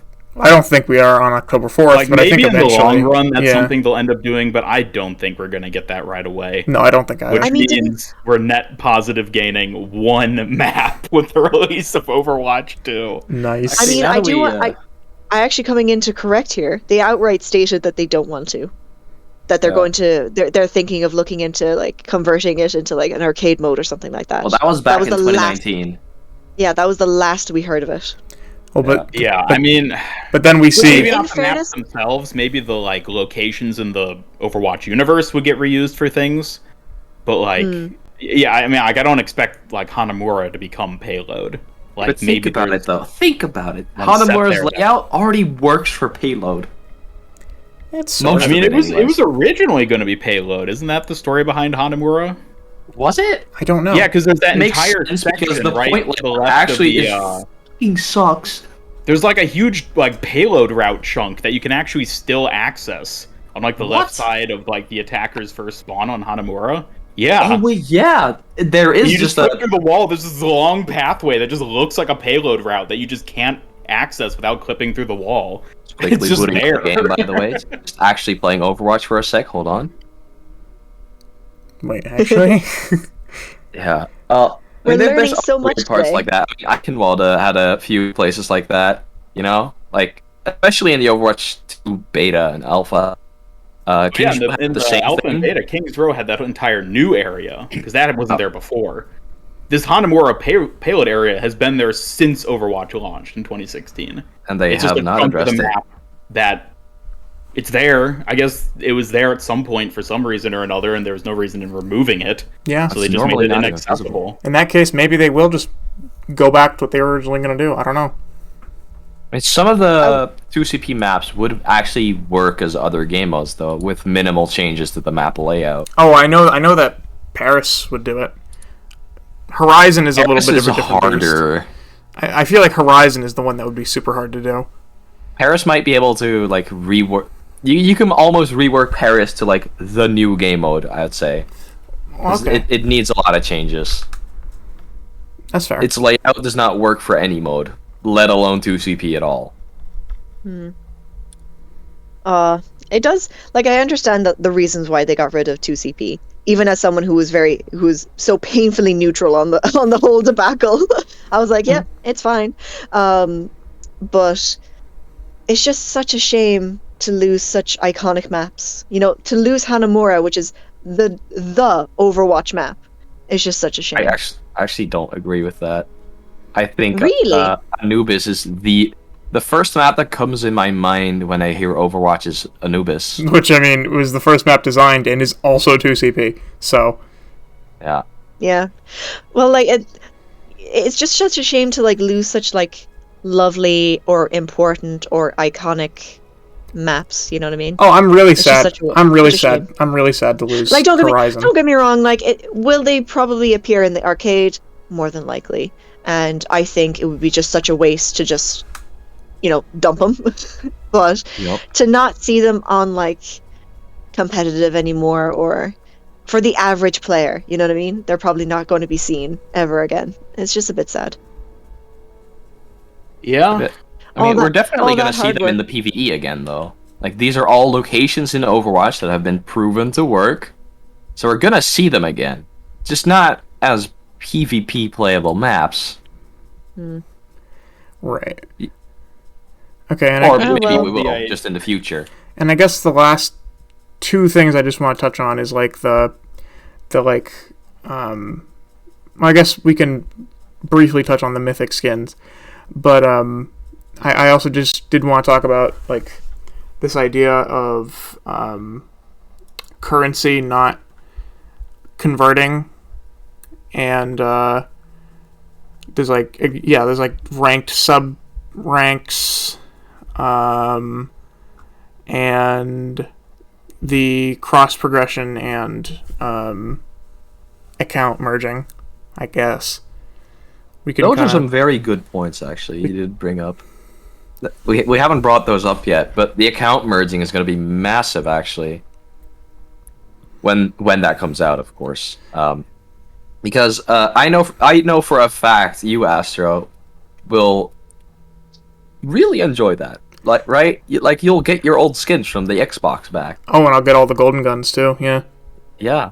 I'll get my hog golden gun. What again. would they do for duplicates, though? Like, duplicate gold guns or, like, duplicate skins? Will they compensate you at all? Or... Probably not. No. No, that's Probably Blizzard. not. But, I mean, I mean, realistically, you have already gotten it. they'll what I give mean? you the So- crystal gun. the crystal gun, literally a glass So- cannon, does more damage but breaks. You know, like 1 + 1. No, 1 multiplied by 1 is just Is 1. just 1. You know what I mean? Yeah. You know, so I don't think they're gonna like be able. It's like it doesn't make sense to. Like, I know it would be nice to get a little extra, a little something, but Right. just because it's nice doesn't mean it's gonna happen or it's fair. Yep. Cross Or it's progression is logical. one thing that is very nice. Okay. Imagine this. You are a PC player, and you're like, shit, man. I need to grind my comp points, and I'm in, like, silver. So, like, gaming on the train doesn't matter, right? You're like, man, I need to grind those comp points, or, like, some quick play games, or some Junkerstein games, or whatever. You're like, well, but I have to go, and I don't have a valuable, like, good laptop to do this on. You can take your Nintendo Switch on the train and play Overwatch, theoretically. Which isn't getting the beta. Actual Well, no, it's not getting the beta, but that's actual understandable. actual third class citizens. No, like, the Switch would just explode, mate. It really would. It's just oh. If the Switch the Switch can't handle just like a graphics bug occurring. That's true. Alright, so there's that. And then I guess we should talk about the mythic skins, the reworking of ranks, and the no conversion of credits, and I think we're done. Okay, let's first talk about the mythic skins. Initial impression for everyone. Jazz? Like, I would have loved to learn about it. I don't. Exactly. That's my impression. Like, Okay, well, I'm still genuinely very confused about them. Like, I understand, like, vaguely they're customizable, and that's about it. Yeah, And- I'm very curious to see how the customization actually works. Like if you have to does it unlock look more. good if you swap the head? Yeah, like do you have to unlock the different components first of all? I That's could also easily one. see that being the case. Like, when you swap the head, like how good do the different heads look together? It like for Genji specifically, sorry. like let's see his base body is like red for whatever the default is for it. Oh, but then they showed like a tan version as well. Could you have like a tan head on a red body by switching the head and body independently? Like there's so many little aspects Well, I mean- that I just want to see how it works. I mean, if you want to truly reflect, you know, who you are in you know playing Genji. I mean, you know, just make him look like a clown. You know, you're a clown for playing Genji. Make Genji look like a clown. So I'm gonna go on a rather complex tangent here. Oh boy. So, mythic skins, I'm not very excited for them specifically, but they have a lot of potential. In the footage that's shown, they show Genji with like interchangeable like breastplates. Really, like you can customize the color of the breastplate, faceplate, and legs individually. You can change the pattern on them all individually, and I think you can maybe get a specific alt line or alt effect on them. Yeah, depending on what you change, like the FS. Yeah, and you SFX might be able to change. turn that on or off as well. Now, one big potential they have, and they could probably legitimately just steal this from Fortnite, that is a progression skin. A skin that progresses depending on your progress in like the battle pass or whatever season they're in. Fortnite does this a lot. Like, they'll start with a very basic but decent looking skin, but at the end of the event, it's just like completely complex, over-designed version of that skin, but it looks sick as hell, and you worked for it. Like, you got it. Right. Will they? Do you think they'll do something like that, where it's just like, here is basic Genji. At the end of it, it'll be like Genji with like a coat, has a different alt line, he glows, and like for some reason he gives a speed boost. He also does a backflip. He also has a backflip. Well, he already does a backflip if you jump backwards at the double jump. That's true, but now like he has a different idle animation. I don't know. No, great. Yeah, I don't know. He just backflips if you stand still. You know, he just, Yeah. you know. He just He does the moves. whirlwind emote. He moves exclusively by backflipping. He just cartwheels in. Yeah. You know, there's a lot of potential there. I'm just wondering how far will the devs go for skins, because you can make progression skins. Those are sick. As a player, imagine buying a skin, and depending on how long you play with that skin on, you can just add parts to that skin. I just have no idea. Like, imagine you start with like regular guy, then regular guy with yokai mask, regular guy with yokai mask and like a glowy scarf, regular guy with yokai mask and like a different suit, you know? Right. Yeah. That's the thing Just that out of Fortnite did. Out of curiosity, isn't that something in League of Legends? Now, I might be confused because I don't play League, but I distinctly remember something about like you can get a skin, a certain type of skin, and it literally evolves as you rank up, or something like that. Do any of us here play League? I don't anyone- think we do. No, No. I was actually going to reference League for a slightly different point, but I'll save that until we're done talking about the customization aspect. I anyway, think it's what Ness said, where you progress and the skin levels up through the battle pass. At least that's how Fortnite does it. The League thing you're talking about, I don't know for sure in that regard either, but like perhaps that's what it is, and then maybe that is what Mythic skins are going to do. I could have sworn it was something like that. I could be wrong that like you unlock skins as you progress. I could be wrong, but I distinctly like the way I see it is that like for a tiny little model that you're going to see it very far away, and then you have a very pretty splash art. I feel like progression skins are quite easier for something like League, but for Overwatch where it's full models. You see pretty much every inch. Blizzard is very, you know, a bit asinine about like details. I don't really see it being as good as you. as it is in your brain, if that makes sense. Well, but they already have the idea of interchangeable parts for skins, right? So they might as well go a bit further and be like, okay, well, you can unlock all of the parts by playing, and the longer you play, the more parts you get. It would just be the same as a mythic skin. You just wouldn't get everything at the start, but they could call it a progression skin, right? I mean, I do have to play devil's advocate here.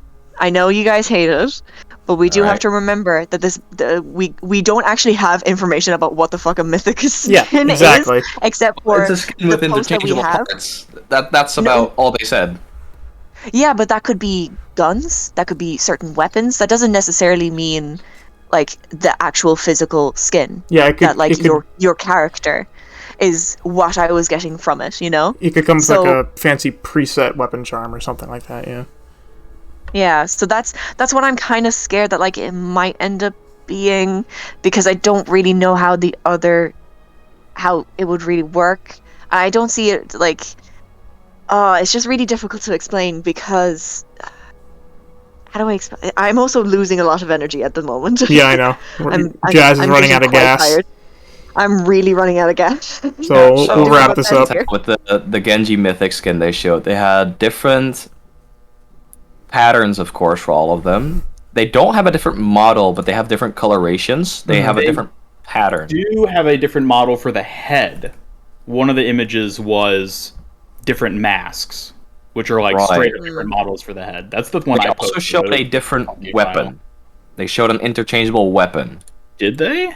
Yeah, look at the latest picture I showed. That's a different shuriken for Genji. That is not part of his redesigned shuriken. That is just a shuriken. Nice catch. I don't think I even noticed that. Yeah. Let me see. Hold on. You can check the chat. We're probably gonna have to put this on screen, so that's more editing for Astro. Sorry. Yeah. It's whatever. But that's just kind Genji's of what I was... Overwatch 2 design. Yeah, that's Genji's Overwatch 2 design with apparently a mythic skin different weapon. I mean, they showed this picture alongside this everything. When they're talking about mythic skins. Yeah, when they were talking about mythic skins, they showed this image. They were like, yeah, it can also change your weapon, change your this. And I don't think anyone really caught that. I didn't. That's for sure. I mean, like, this is definitely not the, like, you know, Barbie doll, like, rip this one head, shove it onto your Bratz doll kind of thing that we were thinking of, which is where I was like, I'm not really sure that's going to work. But this is kind of, like, a little more reasonable, because, like, this is kind of like tattoos or masks or weapons and stuff like that. So I think that's doable, but again, it's not going to majorly change.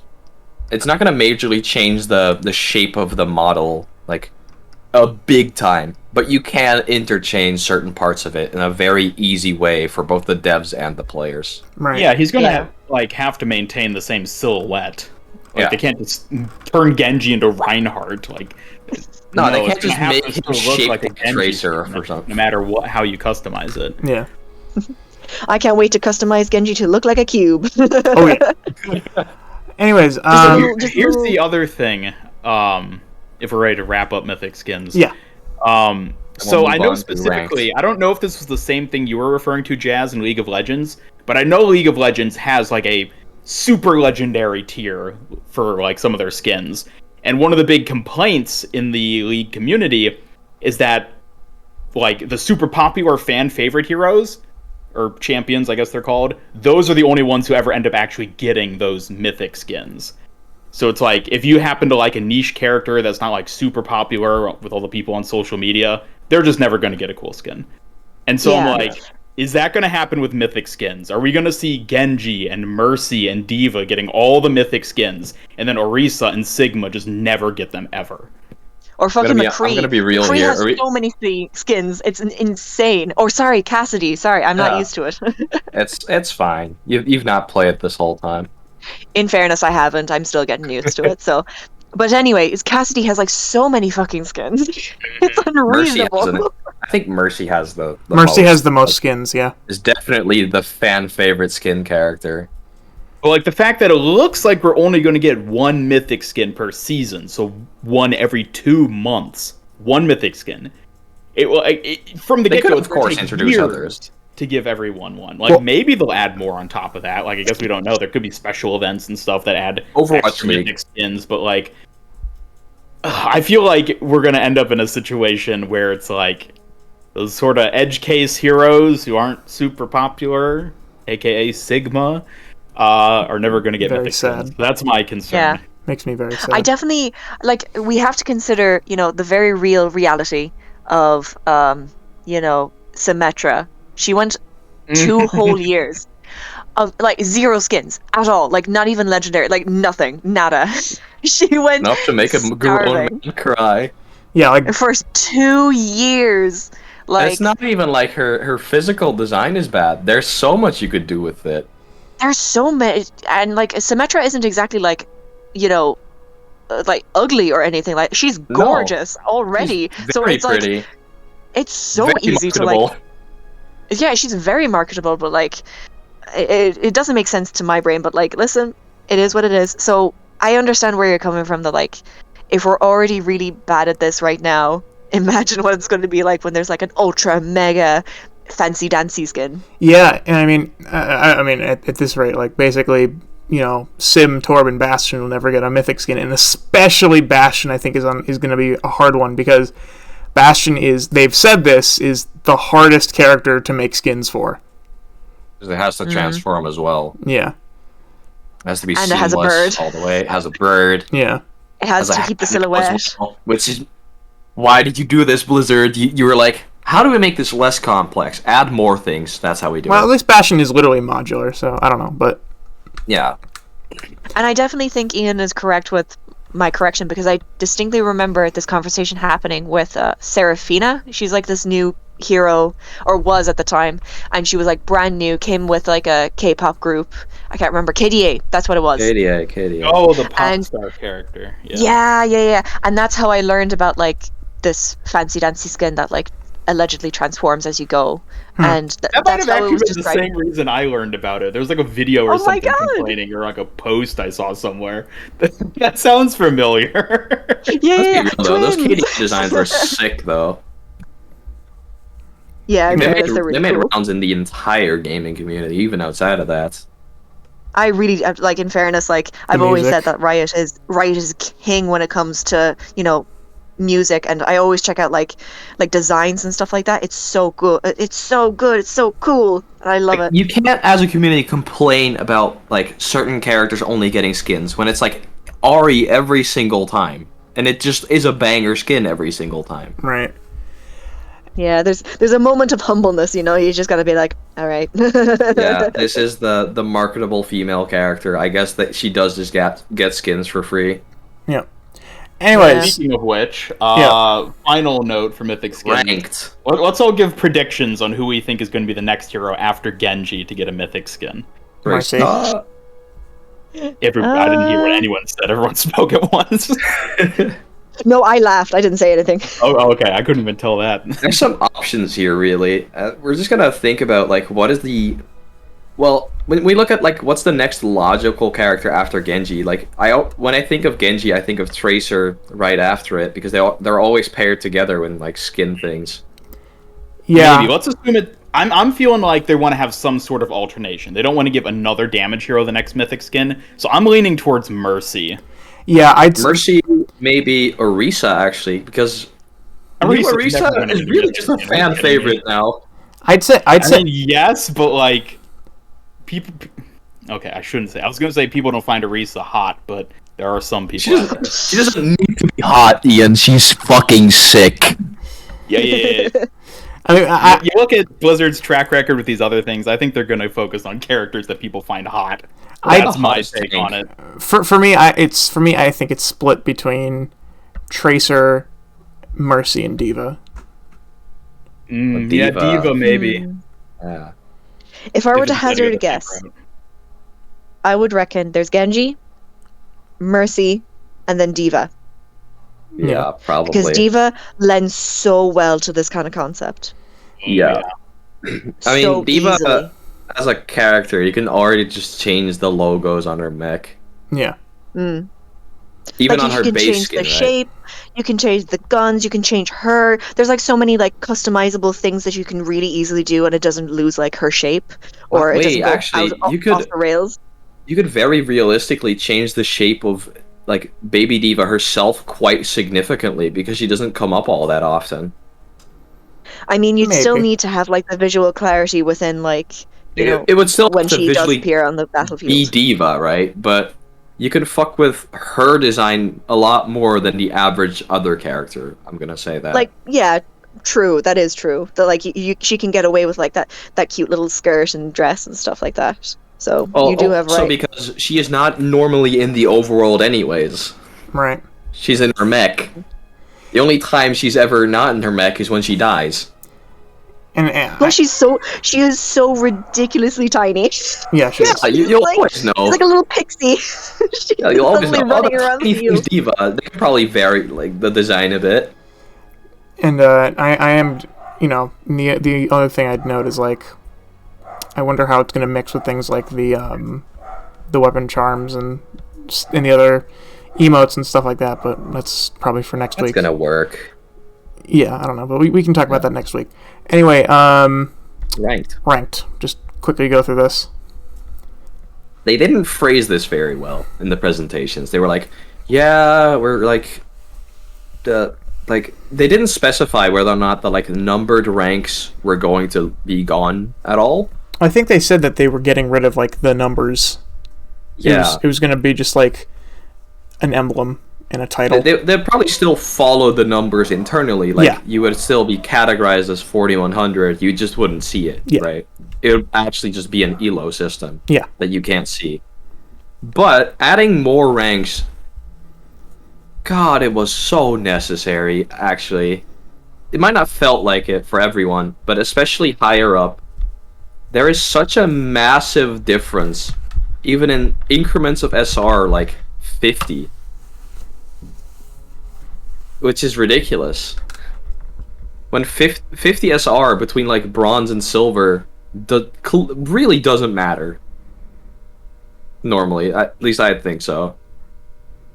Right. But like 50 SR at that high, it goes incrementally, right? Like It just goes up higher and higher. like 4800 and 4850 are Or like Overwatch League player versus cracked Arabian warlord, you know? yeah. So Like it's that there's a very good example of the 4100 gap, which is basically the gap you're surpassing to be like, ah yes, I can compete with pros versus I can play with pros. right. 4100 is very much just the clown rank there. It's the platinum of GM. It's Right. just platinum 2 really. You either pass 4100 or you get stuck with it permanently. Me. Yeah, I hit that. I'm at the 4100 pass. I can't pass it anymore. It's like with me and plat and diamond. Yeah. Cool. Yeah, it's just kind of a gatekeep rank because that's where all the like high level trolls end up. Right. There's like they could theoretically be good enough if they tried, and then there's the people that are like slightly bad enough that they can't get past the troll. Right. Okay, that makes sense. Yeah. Yeah. Jazz, Ian, do you have any input?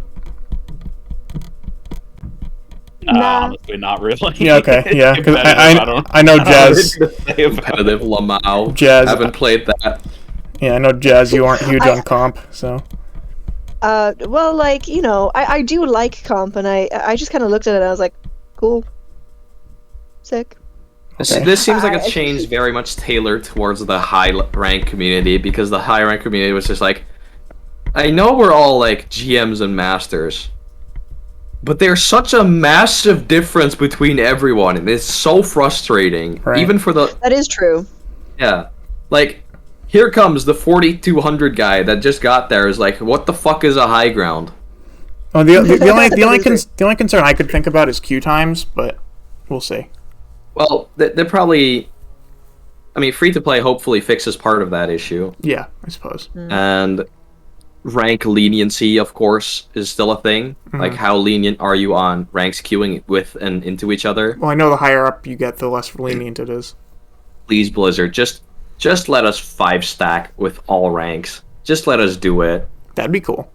If we have a 5-stack, you should just be able to queue with every rank in the game. That would actually Almost be interesting. every other game has this system in it. That would be cool. I think Valorant allows you to do it. Apex allows you to do it. CS:GO has allowed you to do this. That only if you have a 5-stack you can queue with any rank or SR together. I like that. Because it's going to be a clusterfuck. Yeah. That's fair. And you're going to be queued against another clusterfuck. Yeah. Probably also trying to just have fun. Yeah. That's fair. Yeah. And then the last thing is just the... Oh, actually, I know I'd love that, because that means... I know that in our little friend group, there is a somewhat significant, disparity. I can't play with anyone. Yeah, and by that I just mean Ness. Help. I ruin all our quick play games. I know. When Ness would queue with Ian and I, and we would instantly end up in games that are 10 times In harder. Masters lobbies. Yeah. Okay. That's why I'm not in the Ian videos. He just gets mega stomped. Yeah, he just gets giga stomped every time. Oh. Footage is completely Ian- unusable. Completely I ha- unusable footage. It's just you getting farmed on ball. Yeah. Which is pretty funny much. because it's usually me getting farmed. Ian, I swear to God, it was recently. I was watching it. We had this conversation about you saying that you were like, oh yeah, I cut out the video, that parts of the video where I look bad. And like within the hour, I looked at one of your new videos, and it was you just like fighting a Farah. You killed her, and then you just walked off the map. like for no reason. It wasn't like you got spooked or anything. You just turned and just walked forward and died. And so And you it have a was- timestamp for this, because I think I was a bit unclear what. Because there's a point where Farah gets a really bizarro boop on me, where like I attempt a wraith at the last second, and then that prevents me from having the time to shadow step, which would have saved me. Because if that's what you're referring to, then like that wasn't my fault. Gee, I got booped in a really effective way on the Farah's part. Still makes you look incompetent, though. I think you're ignoring the part where it could have even just been BM. Just walk off the map to show dominance. Or that too. Like, cause I feel like I would remember if I just walked off the map, but I don't think I actually went back and scrubbed through that video after you mentioned it. Do you know what? I will certainly. It is with my pleasure. I will do this because it was so funny. Especially in literally context, because you were listening to the video. I was. I Yeah, don't yeah. I remember was. which video it even was. I guess I can see when you sent that message to know what Yeah. date it So was. it was just the fact that like you looked at her and then you looked away, and whatever way, like maybe this was when the boop happened, but like you were walking forward. You just walked forward. I have no idea. It was just so funny. Like for no reason, you just walked forward. Oh man. Yes, Or at find least that. It looked like you walked forward anyway. I will concede maybe you were booped, but from the POV it just didn't. Yeah, I'm gonna just- go back and check when you sent that message, because I want to find it to double check. Okay, so it was, I'll find it and then edit the video live. Upload on June 11th. Anyway, lads, shall we call it quits? Yeah, the last thing we just talk about real quick is the conversion of currency, and I think we can get that to like 3 or 4 sentences. It's probably Awesome. like, what are we supposed to like really say? It's just like Not cool. Yeah, not it's a bummer. specifically that. It's just a bit like unnecessarily. It's like you could have given us something, right? Because I know Proto has, I think, 200k credits or something like that. 280k, I think. Yeah. So, you better find a use for it somehow. Yeah. Really quickly. Yeah, Yeah. really quickly. Yeah, they're definitely going to release enough cosmetics to buy with that smile. Yep. So, It's such a shame. Do you guys think they'll make like older skins suddenly available, like to buy? Like not to buy, that's but with always currency. been the case in anniversary events. that's true. No, but that's what I mean. That like just before the great move, before we all shipped over to that's why Overwatch all 2. the last events have been anniversary events, so we can buy all the skins. Right. Yeah. Oh, really? Yeah, I all mean, of the that last seems to 3 be their events. reasoning. Oh, all right. You It's, see, it's not just a remix event for like getting weird duplicates of the old ones. No, it's Oh, it's also at the same time an anniversary event, which means you can get all the old ones oh. from You see, any that I event. didn't know. I Oh. just thought you got the reskins of the skins, which is a weird I mean, sentence. that's the but, only like- new content, but you can get all of the old things because it's an anniversary event, technically. Perpetual Oh. anniversary. Yeah. Yeah. It's always an anniversary. It's always happy hour somewhere. Yep. It's time for more fun. Anyways, I think that's it, right? I think it is. Unless we find some... Okay, watch this happen, right? We end the video, and then immediately, as we stop recording, Blizzard will, like, leak an image of the Fox Hero. Next week. That's why we have next week. For now we gotta make sure Jazz doesn't pass out on the mic. I'm in bed, lads. I'm in bed. All right. Oh, So, boy. I'm under the covers. all right. In that case, I think that's it. What's your closing quote, Ness? I don't think I have a closing quote this time. I want to go to bed. Just come up with something. No. Yes. It hasn't gone well, like, the last few times. Precisely. No. Yes. Yeah, here's the smart quote. Don't update to Windows 11. It sucks ass.